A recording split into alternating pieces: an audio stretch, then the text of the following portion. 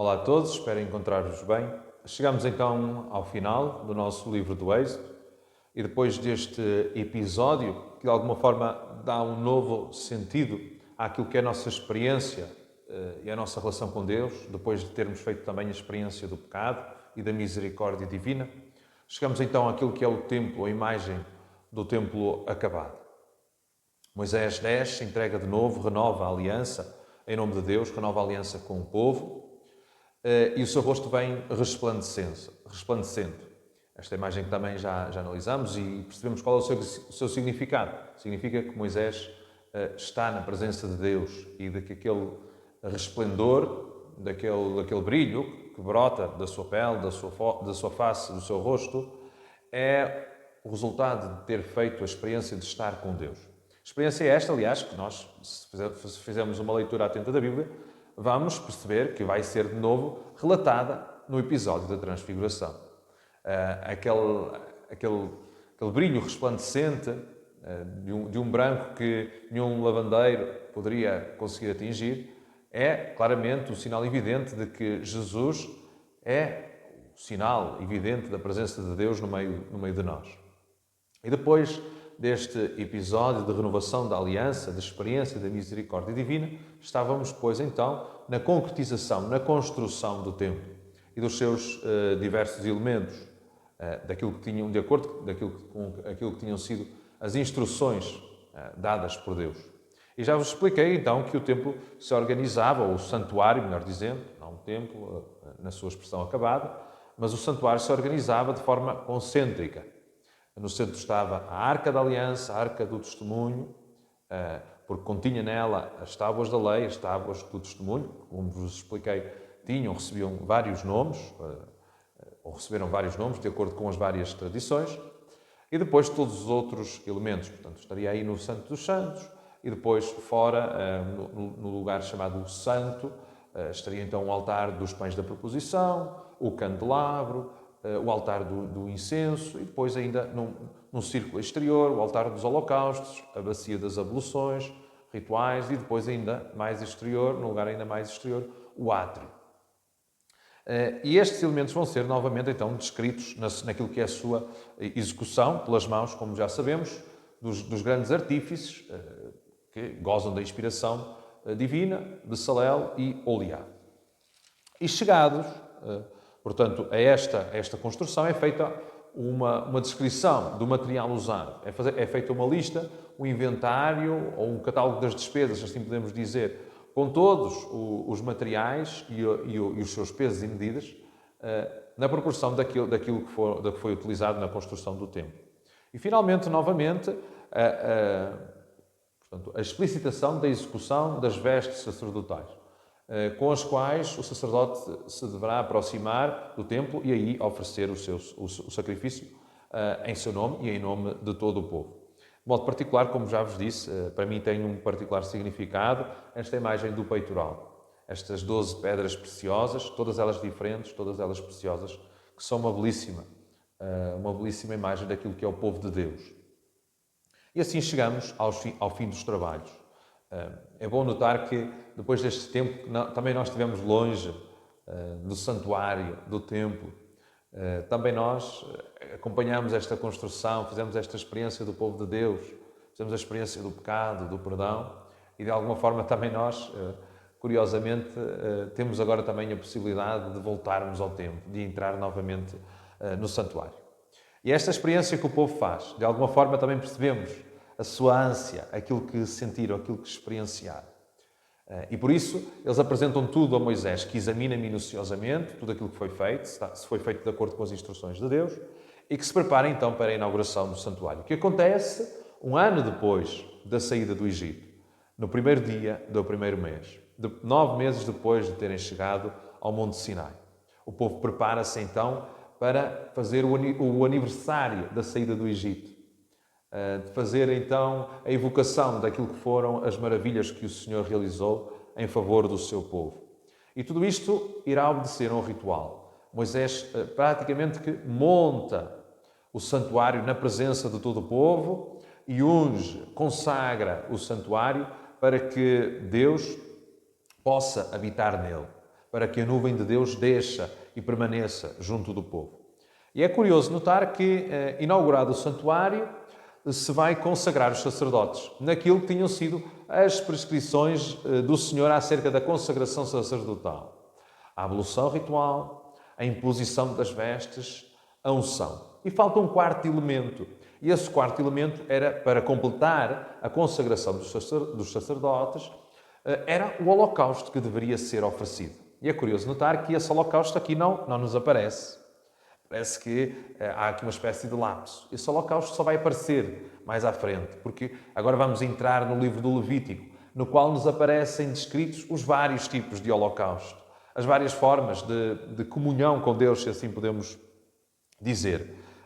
E por isso vamos ver, e é essa leitura que de avante vamos continuar a fazer, que existiam vários tipos de sacrifícios que eram oferecidos no templo e que de alguma forma faziam com que o sacerdote e todo o povo tomasse parte com Deus. E é curioso notar, e o convite que vos faço é fazermos também uma leitura atenta do livro do Levítico, porque estes sacrifícios que eram oferecidos no templo mostram-nos como é que todos eles, de alguma forma, serão sintetizados no sacrifício da Eucaristia, no sacrifício oferecido por Cristo na cruz. Como é que todos eles se atualizam, se unem num só e se tornam sinal desta superação, não só destes sacrifícios, destes holocaustos da Antiga Aliança, mas também de uma superação que nos aproxima mais de Deus e que nos dá um novo significado. Mas estes sacrifícios, todos estes tipos de sacrifícios que vão ser oferecidos no templo, de alguma forma tornam-se presentes na Eucaristia e atualizam-se no sacrifício que oferecemos na Eucaristia, como a síntese perfeita, feita pelo próprio Deus. É curioso que o padre António Vieira, num dos seus sermões, diz: então qual é a diferença, em particular acerca também de uma certa reticência em ter imagens? Qual é a diferença entre fazer uma imagem de Deus e a experiência que era proibida no Antigo Testamento e a experiência que o povo cristão faz agora, de ter imagens, de fazer as suas imagens de Deus? Qual é a diferença? Então porquê é que o povo não podia fazer imagens e nós agora temos imagens, fazemos imagens? É que a diferença é que, diz-nos o padre António Vieira, num dos seus sermões eucarísticos, belíssimo, lindíssimo, aliás, foi publicada a sua obra completa, muito recentemente, pelo Círculo de Leitores, e ele diz-nos que a diferença é que, por um lado, o povo de Deus pecou e cometeu o pecado de idolatria, porque foi o povo que fez uma imagem de Deus, que construiu um bezerro de ouro. No nosso caso é o contrário. Foi Deus que se fez imagem. Isto é, a diferença está na iniciativa. Não somos nós que fazemos uma imagem de Deus, é Deus que se faz imagem visível, palpável para nós.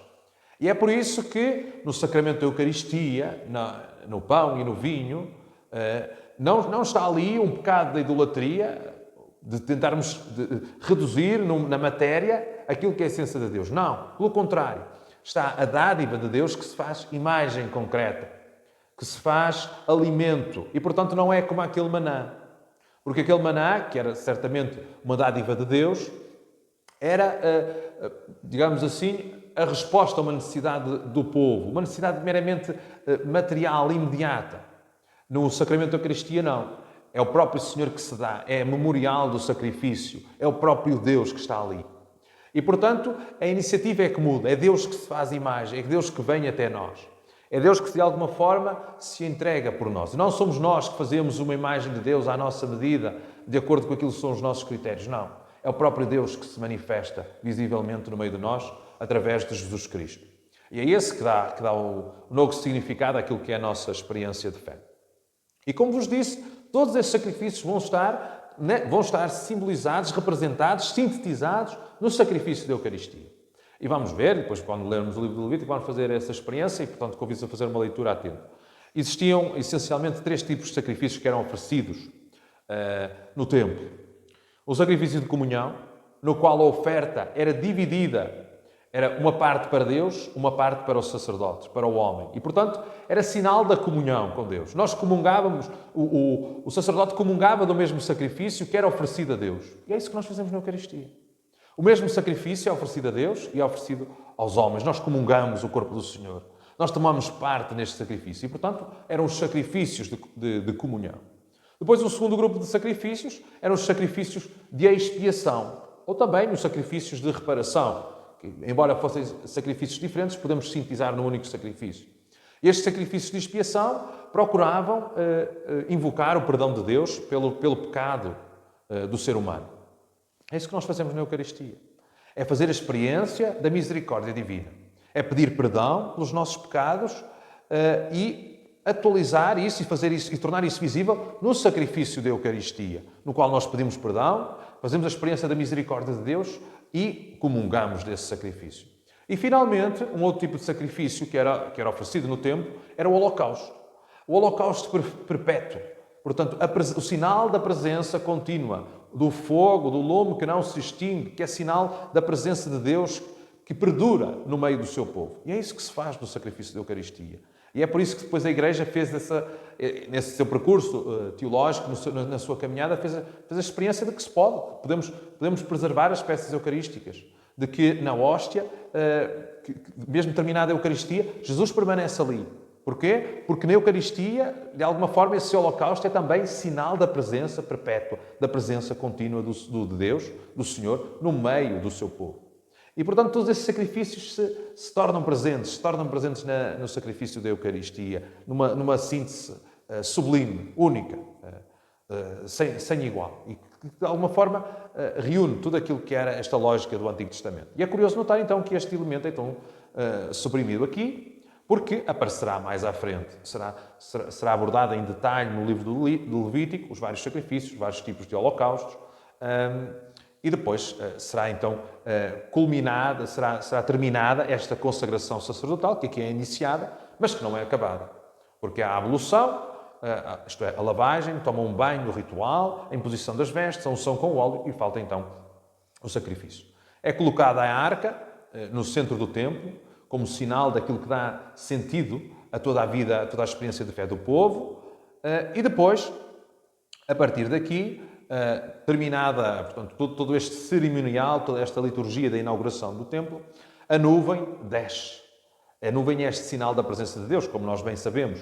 E, portanto, de dia essa nuvem desce, e inclusive os sacerdotes não podem entrar no templo, porque está lá a nuvem de Deus, e de noite há um brilho que ilumina o acampamento dos israelitas, que brota do centro do santuário, onde está Deus. E já vos disse que esta nuvem tem um significado muito, muito particular. Estamos perante um relato que é, no seu geral, atribuído a esta fonte P, esta fonte sacerdotal, ligada ao culto, à experiência do templo. E, portanto, esta nuvem é o sinal evidente daquilo que era considerado como a presença de Deus, como já tive a oportunidade de vos dizer, a Shekinah, isto é, aquela palavra que designa a presença de Deus no meio do seu povo, que é sinal evidente e visível da glória de Deus.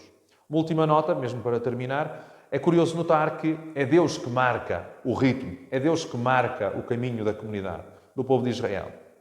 E, portanto, quando a sua nuvem se levanta do santuário, o povo continua, retoma a sua marcha. Quando a nuvem desce, o povo acampa. E, portanto, é Deus que, de alguma forma, coordena os destinos do seu povo. É Deus que, de alguma forma, orienta, indica o caminho. Esta é também a nossa experiência neste tempo de Quaresma, de que o Senhor possa ser Ele a conduzir os nossos caminhos até à glória da Páscoa. Eu gostaria de terminar esta experiência convosco da maneira como comecei, citando esse documento do Papa Francisco que nos convida a voltar à Sagrada Escritura. Abriu-se-lhes a Escritura. E no qual o Papa Francisco citava Santo Efrém, como vos disse no início deste percurso, dizendo que, tal como uma fonte, assim é a Sagrada Escritura. Muito mais é o que se perde do que aquilo que bebemos. E, portanto, é sempre bom voltar à Sagrada Escritura, estes textos, já os lemos, se calhar já sabemos de cor, ou podemos ter a pretensão de pensar que já os conhecemos e que sabemos o seu significado. Mas o texto é sempre novo. É muito mais o que se perde do que aquilo que bebemos, do que aquilo que retemos. E, portanto, é sempre uma fonte de água viva a jorrar e que continuamente pode saciar a nossa sede. Não achemos que já estamos saciados, que é suficiente este caminho. Procuremos, nesta busca, nesta demanda, que Deus nos dê também a sede dele que nos dê a sede de Deus, a sede da sua palavra. Terminamos então este percurso, que não termina aqui, como vos disse, aliás, este livro da Torá é um livro único, aliás, foi só dividido por uma questão prática, como vos disse, portanto é um percurso ainda inacabado e, portanto, continuaremos e teremos a oportunidade, certamente, de continuar a descobrir muitas maravilhas na Sagrada Escritura. O Senhor vos abençoe, em nome do Pai, do Filho e do Espírito Santo. Uma boa leitura. Fiquem bem.